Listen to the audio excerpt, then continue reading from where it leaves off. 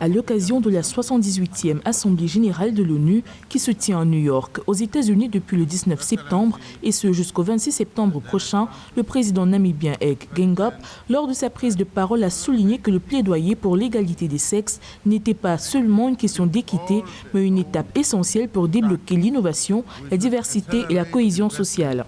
Le plaidoyer continu en faveur de l'égalité des sexes est au cœur de notre action collective vers un monde juste et inclusif. C'est pourquoi l'égalité des sexes n'est pas seulement une question d'équité. Il s'agit d'une étape essentielle pour libérer l'innovation, la diversité et la cohésion sociale.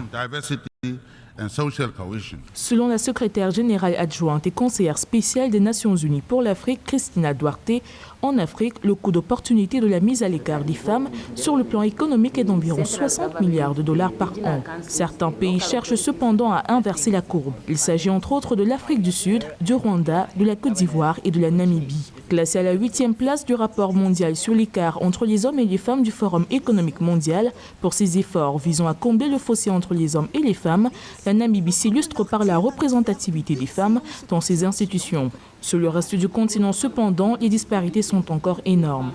In addition to having 44% female representation in Parliament. En plus d'avoir une représentation féminine à 44% au Parlement, nous avons des femmes au poste de Premier ministre et de Vice-Premier ministre. Ces femmes ont été désignées par le parti pour être les candidates des prochaines échéances électorales.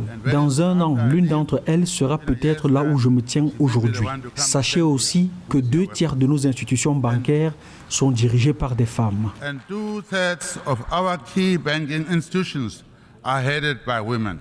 La reconnaissance des droits socio-économiques reste cruciale pour améliorer l'autonomisation économique des femmes et alors que l'agenda 2063 de l'Union africaine demande qu'au moins 25% des marchés publics soient attribués à des entreprises appartenant à des femmes, aujourd'hui, les entreprises appartenant à des femmes se voient attribuer moins de 1% des marchés.